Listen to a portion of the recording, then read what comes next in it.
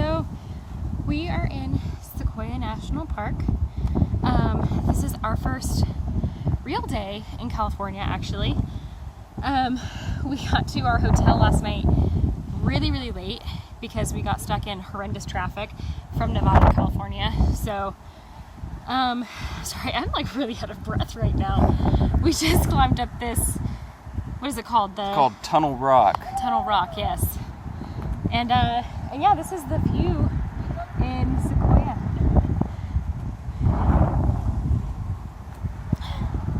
But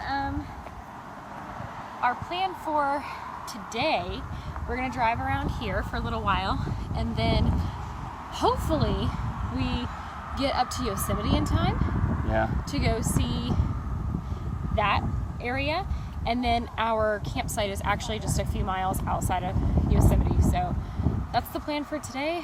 Hopefully all goes well. Yeah.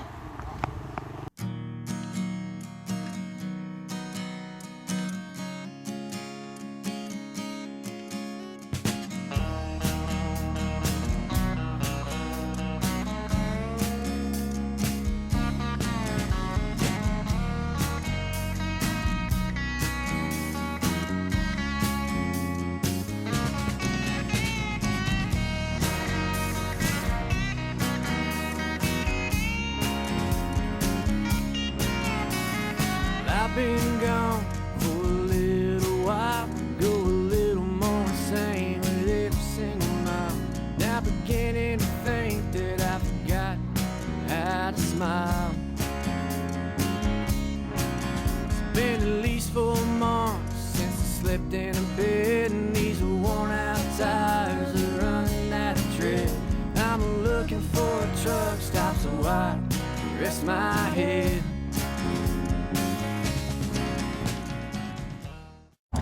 So we took a little longer in Sequoia and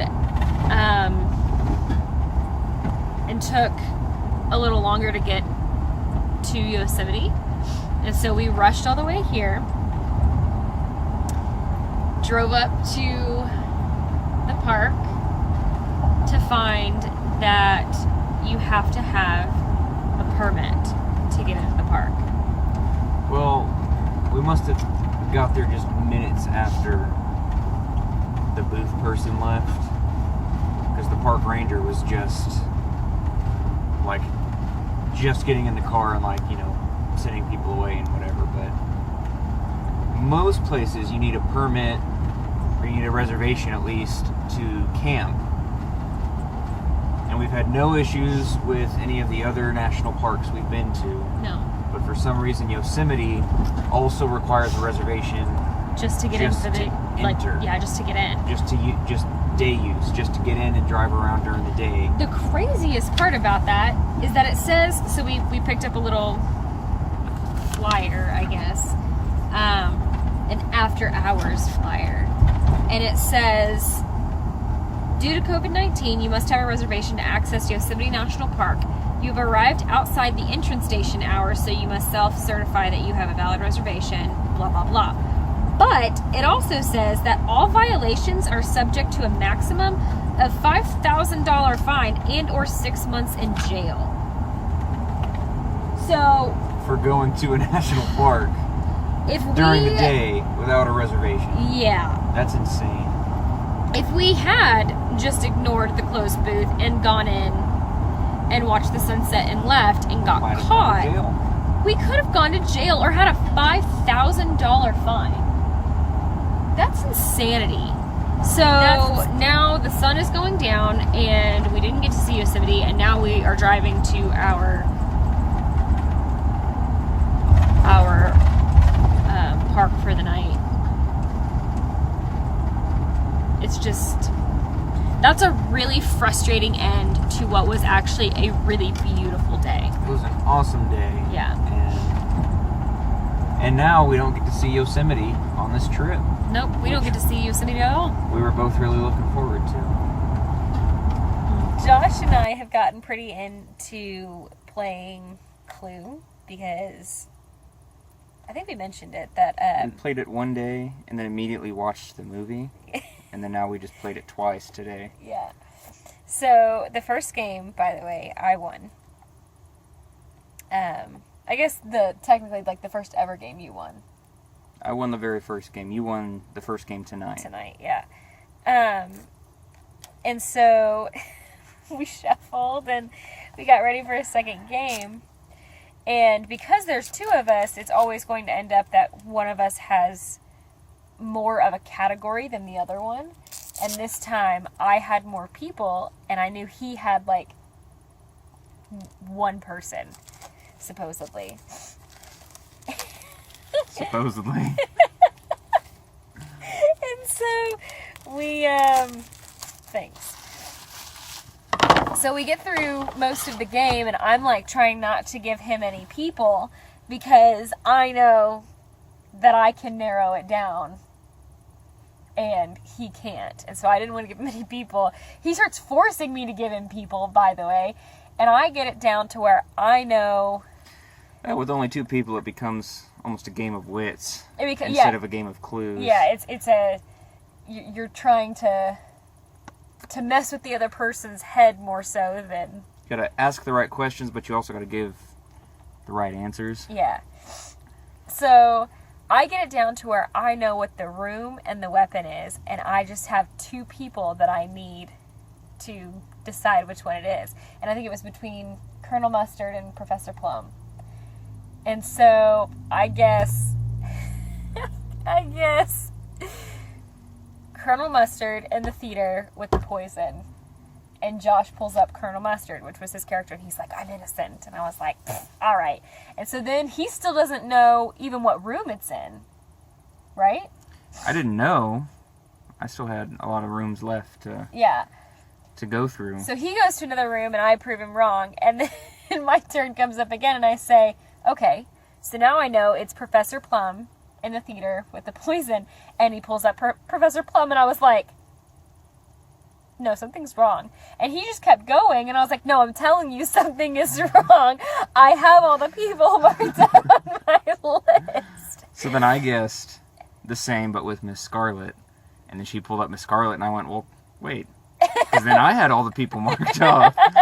We both thought we had it narrowed down, and it turns out that the three cards in the middle, there was 2 rooms and a weapon.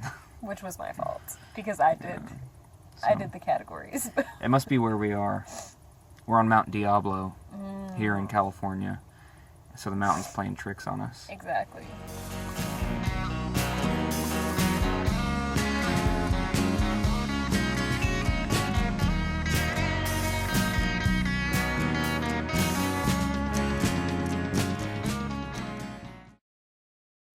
Hey everybody. We're here in San Francisco. Yay! We came to this restaurant here. There we go. For lunch. I pronounce it's like boudin. Boudin. I have no idea. I feel like whatever we say is going to be wrong, so I'm not even going to try to pronounce it. But we're at the Fisherman's Wharf. We were told we had to come try the clam chowder, but then once we got to the area, we realized that they're also famous for sourdough bread. So that's what we're more excited for. So we both got a bread bowl, soup. I was told to do clam chowder, but I decided no, because I don't know about that. So I got crab chowder. And I got... and Kristen just got chili. I got beef chili. Because the Texan in her is coming out. And I also got a half of a tuna salad.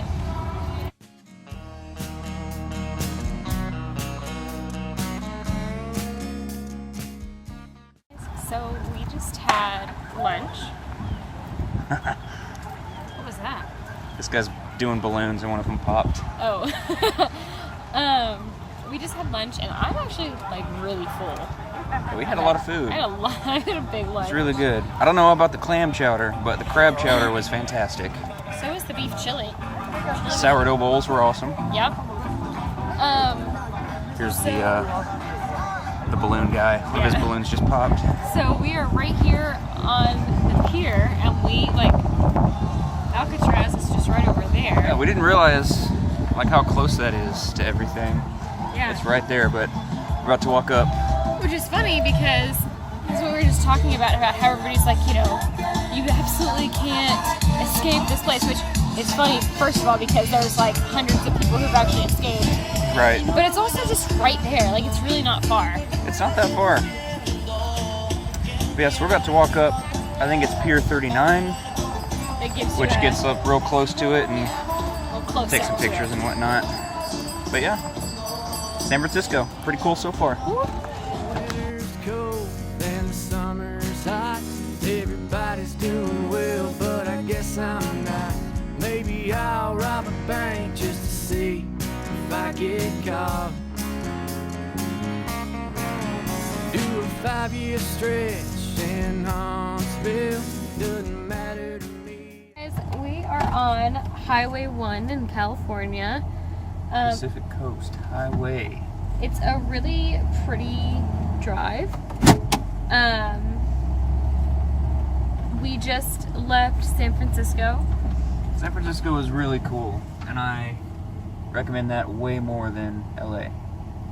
Agreed. 100% agree. You can spend probably more than an entire day just at the pier alone. We didn't even get into like the city part of San Francisco.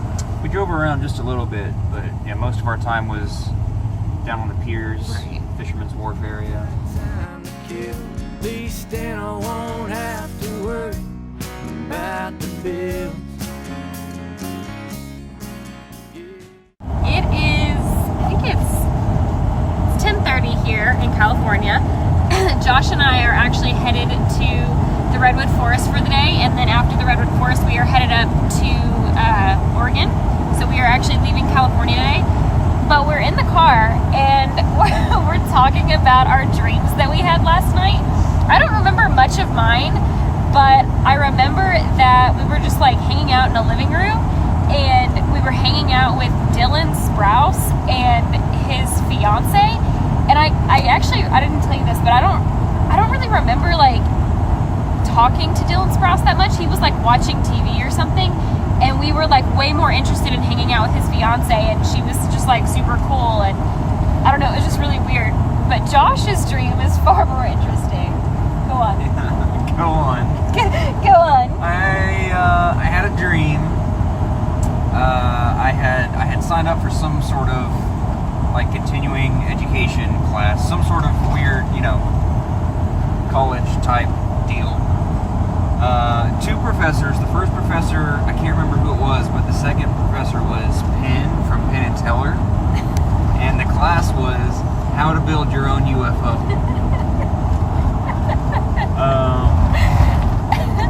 So I signed up and I took the class, and I remember in my dream, like throughout the building of this thing, I kept thinking to myself, man, the first thing I got to do when I build this is go pick up Will, Kristen's brother Will, because he's such a big like conspiracy theorist, alien kind of guy.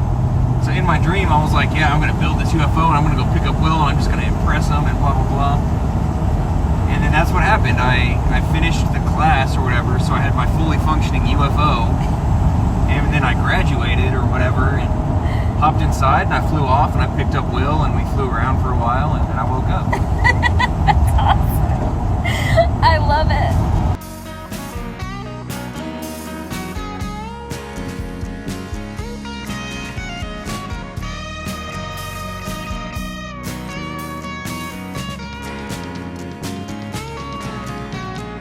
Won't be there when I get home. It's just the way you are. You'll always roam. That don't bother me, baby, 'cause I'm already gone.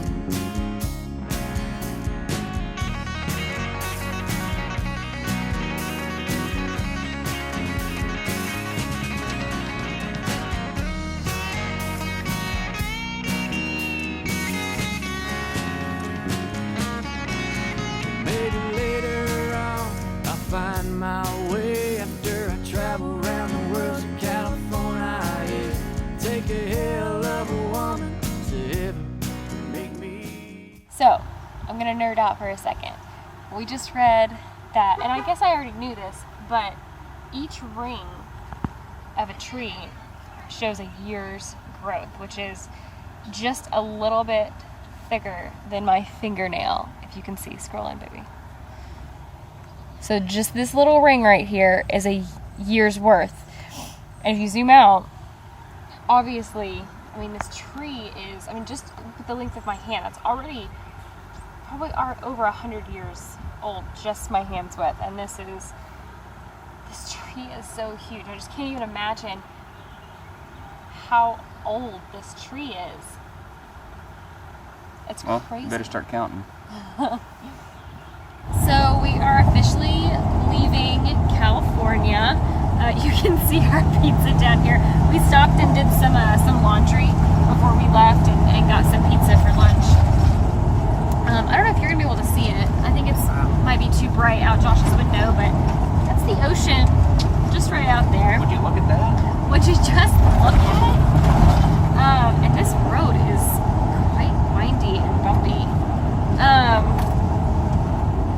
But what was your favorite part of California? I don't know. California was pretty cool. San Francisco was really nice. I liked San Francisco way more than I liked LA. Agreed. Back when we visited there. The redwoods were also really cool though.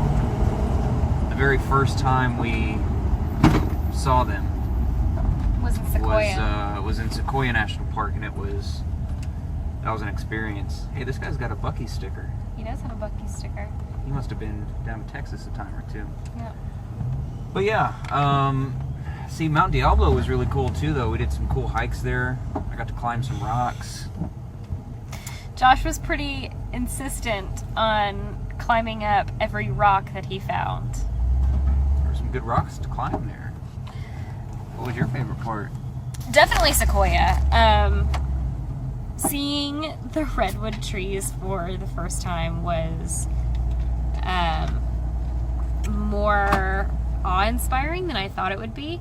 Like, I thought it would just be kind of like one of those cool things that you get to see, and then when I actually got there and I saw him, I was like, just like hit with all of this emotion, and was just, I thought it was just so cool that I was touching something that had been around, you know, probably before this country was even founded. Yeah. Which is just the craziest. I mean, the ones we saw in Sequoia were really big. We saw some bigger ones today, and those were 3,000 years old. Yeah. So I would wager that the ones we saw in Sequoia were probably at least 1,000. Yeah. I mean, they're at least a third of the size of the ones we saw today. Yeah. If not half, maybe 2/3. But we are headed to Oregon right now. I think we're just a couple hours outside of the border. We're an hour or so away from Oregon, and we've got about another 2 hours after that to our spot. Right. So, until next time.